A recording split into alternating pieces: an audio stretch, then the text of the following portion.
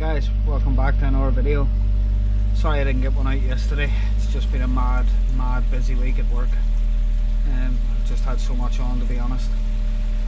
But what I wanted to share with you today is since I've been putting videos out over the last year or so, I get so many people asking me for Chris's number, Chris's contact details. Those KoiMasters have a website and he doesn't really do any of that.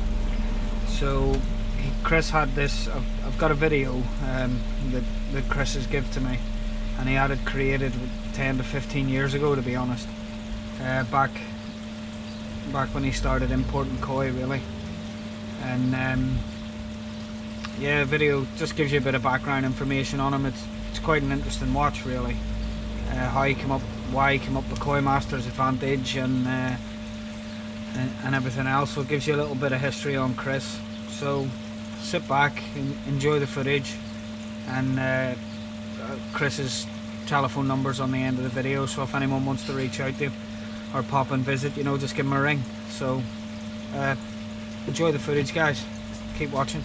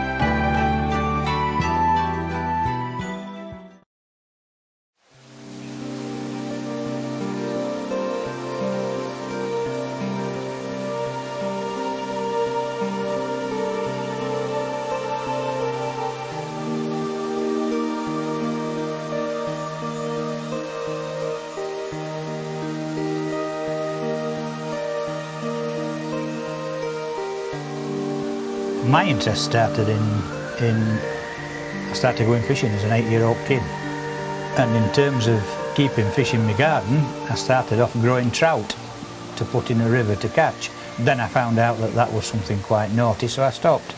A guy in Hoyland called Jim Grain sold me 6 koi.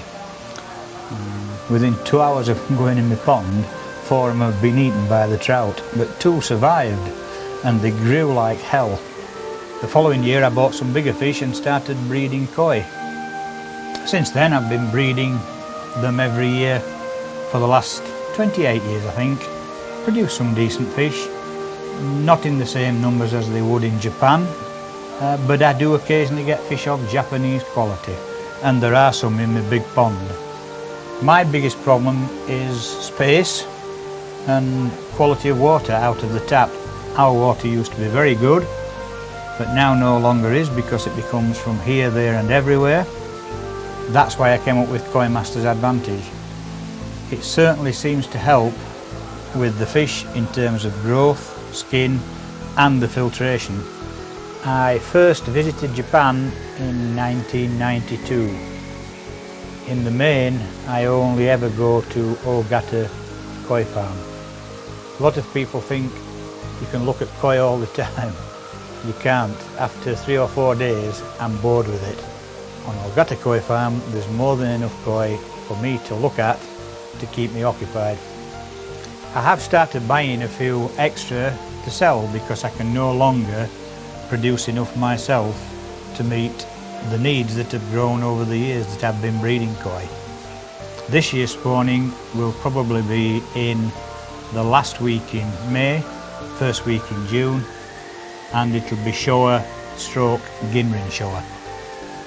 The main koi pond is the 4th pond that's been built on that site. It started off at about 1,500 gallons and it was a liner, and then I made it about 5,000 gallons and it was a liner.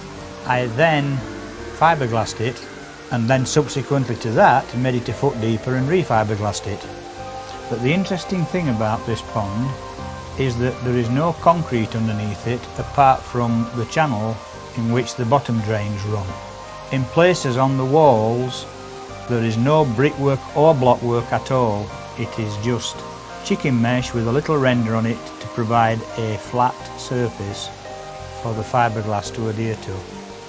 And in many of the places, say up to a yard or a metre deep, it's single skin brick and block only, because the fiberglass is what gives it its strength. If anybody wants to visit and look at the koi, see the place, more than welcome anytime. Just give me a ring.